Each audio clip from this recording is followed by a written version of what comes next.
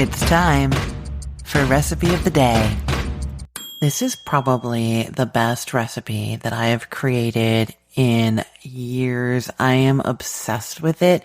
It is for a Christmas salmon with Mediterranean flavors. It's a large side of salmon and it feeds a crowd. It's super easy to make. It's kind of like mostly make ahead, and then it's really forgiving in terms of timing because it needs to rest for a while. And so if you have a big group coming over and you're doing some kind of fish for that, whether it's for part of a buffet or the dinner itself, this is such a delicious, easy, wonderful thing to do. I'm so excited that I get to tell you about it today. So the original idea for this recipe came when I was at a Christmas Eve party. A friend of Marty's, we were over there, and their family tradition is to do this Christmas salmon from Recipe Tin Eats. She's a food blogger based in Australia, and this Christmas salmon, the host at this party that I was at was telling me about it, and she was just so happy. She said they make it all the time because it's just so easy, so forgiving, but also delicious. And I was really intrigued as I watched her. She had this salmon that she'd baked that was still warm, just kind of sitting off on the counter. Then she spread this creamy sauce all over it. And then she started piling this like mixture of dried cranberries, and there were pomegranates and almonds. And yeah, it looked beautiful, super festive, very colorful, Christmas colors. And I was intrigued, right? Now I have to say it was not my favorite thing. Everybody else was just loving it. Even my kids loved it. But I just found, I don't know, the sweetness, the cranberries, the almonds with the like savory garlic dill sauce on the salmon. It just didn't work for me personally, which is fine because everybody else loved it. But that got me thinking, how can I do this similar kind of concept, but with flavors that I love? And that's how we got this Mediterranean one. So the salmon is cooked very similar to the Recipe Tin Eats recipe, except with like less stuff on it. I think hers has like honey and stuff. This is just olive oil, salt, and pepper, baked in the oven. It only bakes for a short time, like 15 minutes. It's cooked through, and then you let it rest for a bit, and then you smother this creamy dill garlic sauce, kind of like tzatziki, but without the cucumber. That gets smothered all over it, and then you do this topping that instead of having those like sweet ingredients, we're going for roasted red peppers, tomatoes, chives, and parsley, and that goes all over the top. And then you garnish around the outside with, salad leaves, more herbs, tomatoes. So pretty, red and green. You take it to the table and everybody gasps. Everybody loves this recipe. I'm going to tell you how to make it. I can't wait for you to try it. So you're starting with a 2.5 to 3 pound salmon side, ideally with the skin on. That's going to make it easier to transfer later because the skin kind of holds it together. But I have a hack for you if it does break apart, or if you don't have the skin on, it's going to be fine. Now this serves like 12 people. If you wanted to do it for fewer people, or like if you have individual fillets, not the big side, you can totally do that. You're just cooking the salmon, letting it rest once it's cooked through so that it's not hot. I'll explain why in a second. And then everything else is going to be the same. Okay, so you preheat the oven to 450 degrees Fahrenheit.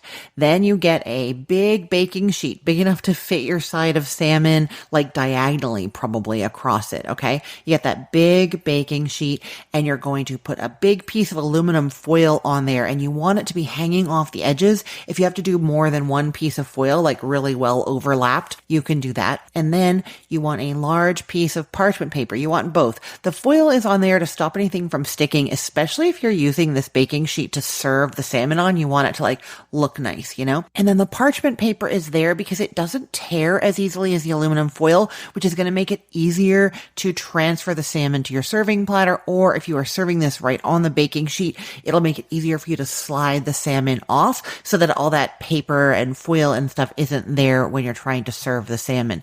You want it to not have stuck to the pan, so it's easy for people to lift it off of whatever you're serving it from, and that's going to accomplish it. Okay, so then you lay your salmon on top of that parchment paper, skin side down, and you're brushing it all over with 2 tablespoons of olive oil and about half a teaspoon of salt sprinkled all over there, and a 1/4 teaspoon of black pepper. Then that goes into your 450 degree oven just until it's cooked through. 145 degrees Fahrenheit is the recommended temperature for salmon for safety. And so when I am doing doing this for a party, even if I do like my salmon a little bit rarer, I will do it right up to the 145 degrees Fahrenheit. You can use an instant read thermometer for that, or cut into the very middle and make sure it's nice and flaky and opaque in there. We're going to be topping the salmon with all kinds of stuff, so nobody's going to see that you cut in there. Now, as I said, after the salmon comes out of the oven, it needs to rest. You can tent it loosely with foil and just let it rest off to the side in your kitchen for minimum 15 minutes, but as long as an hour. Why do you need to leave it resting for 15 minutes? It's because we're going to spread this sour cream sauce on there. And if the salmon is too hot, it's just going to melt instantly and like kind of slide off of the salmon and be kind of liquidy like a sour cream soup around the salmon. We do not want that. So you have to let the salmon rest for at least 15 minutes. If you do it for only the 15 minutes, it's still going to be warm when you serve it, which is nice, but it's not going to be like super, super hot. You can leave it for up to an hour. That is perfectly fine, but then it's going to be like more room temperature when you serve it. I have also done this where I've cooled it a bit and then put it in the fridge with all the toppings that I'm going to be talking about on it and had it as part of a cold buffet, and that has worked too. So it can be cold also. That's great. Okay, so while the salmon is resting, you could be getting your other dishes ready, or you can be making the toppings for this. I tend to make them both ahead because I find that they get better as they sit. The flavor sort of blends together nicely, especially the sour cream sauce, which has garlic in it. If you let that sit in the fridge for an hour or so, it really spreads the garlic flavor throughout really nicely. So I do make the sour cream sauce and the roasted pepper tapenade, or whatever we're calling that, ahead of time. And then they're just waiting in the fridge for me when the salmon has rested for at least 15 minutes. When the rest of my dinner is ready, I just take them out of the fridge and finish topping the salmon. But you have to make them, whether you're making them ahead or during these 15 minutes. What you're going to do first is to make this sour cream sauce. You're mixing together a cup of sour cream, 2 tablespoons of chopped fresh dill, 2 cloves of garlic minced, and a half teaspoon of salt. Give that a mix, and either you're going to be using it right away or you're going to refrigerate it until you're ready to use it. And then you're going to make that vegetable mixture, the tapenade mixture. I'm calling it a tapenade because that is what it's called on the Recipe Tin Eats recipe. That's the one with the cranberries and everything. She calls it, I think, a Christmas tapenade, something like that, even though it doesn't contain olives. So I'm kind of like paying homage to that by using the same terminology, even though I know this is not technically a tapenade. But what it is a 12-ounce jar of roasted red peppers that you've taken out of the jar, drained, you don't want the liquid, and you chop those up, and then 2 medium tomatoes that you chop up. You probably want some more of the tomatoes for garnish as well, but you need 2 chopped up here. And then 1/3 of a cup of chopped fresh parsley leaves, 1/3 of a cup of chopped fresh chives, and then a tablespoon of olive oil and a 1/4 teaspoon of salt, and you mix that together. Now, what I will say about this mixture is if you are making it ahead and it's in the fridge, some liquid's going to be coming out of the tomatoes and it's going to be kind of watery in the bottom. So then you're going to want to use a slotted spoon to get the tomato pepper mixture out of there when you're ready to use it. But don't throw out that liquid. I have a use for it in this dish I'm going to tell you about in a second. First, we have all the components now ready to finish off this salmon. So now you have to do the trickiest part of this recipe, and that is transferring the salmon off of the baking sheet. Now you can do that, or you can leave it on the baking sheet, in which case you just need to get the parchment and foil out from under it. If you're transferring it, you're going to grab the foil and the parchment with 2 hands, maybe even another person, and you are lifting and transferring it to your serving platter.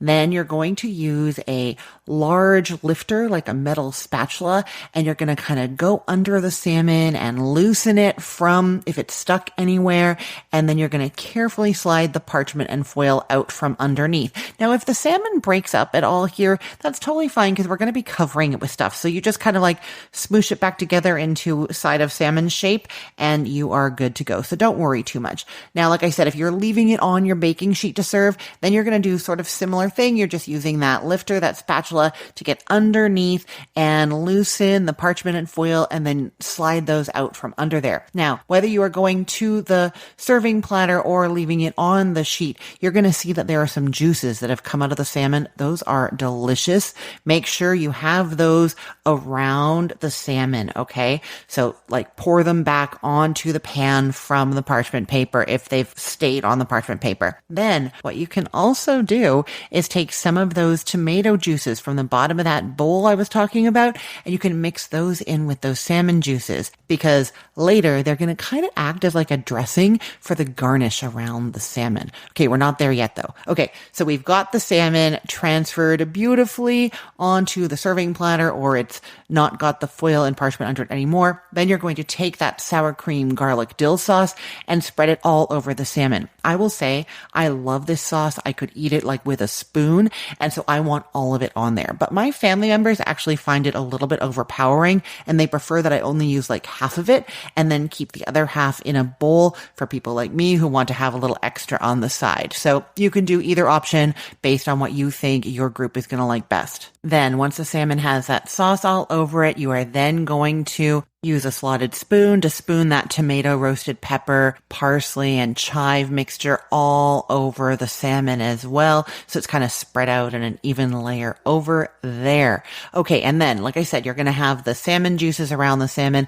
Maybe you drizzle a little bit of that tomato juice, like salty tomato juice, around the salmon as well. What you can do is get some arugula leaves or spring mix or spinach, whatever you'd like, and you put that all around the salmon. So it's kind of like in those juices a little bit, and then put more parsley and chives, dill all around there, and some more tomatoes as well. So you kind of are getting this like beautiful red and green salad all around your salmon, which is delicious, of course. But also, if you're serving this on your baking pan, it kind of hides the baking pan a little bit, right? Because it's just like all surrounded and it looks beautiful. You'll see in the picture for this recipe that I've left mine on the pan, and it looks great. It looks just like you want to eat it right now. It's so pretty and good. So that is it. I'm so excited about this recipe. I cannot wait for you to try it. This is my festive Christmas salmon with Mediterranean flavors. I will put the link to the recipe in the show notes for this podcast episode, or you can head to cookthestory.com/ROTD and get it there. Everything there is arranged by date, so it's helpful to know that today is November 8th of 2024. And as I record this podcast episode, I will tell you that I'm also working on a video for this recipe that shows like how to get that parchment out from under. It shows all the steps. So it's not quite done yet, but it will be done soon. Make sure you are following me on social media, and you will see it on TikTok, Instagram, and Facebook. I am Cook the Story on all three, or come back to the recipe on Cook the Story itself. As soon as the video is ready, it will be on that blog post with the recipe as well. I am Christine Pittman from cookthestory.com, thecookful.com, the all-new chicken cookbook, and from this podcast, Recipe of the Day. I hope you have a great day. Let's get cooking.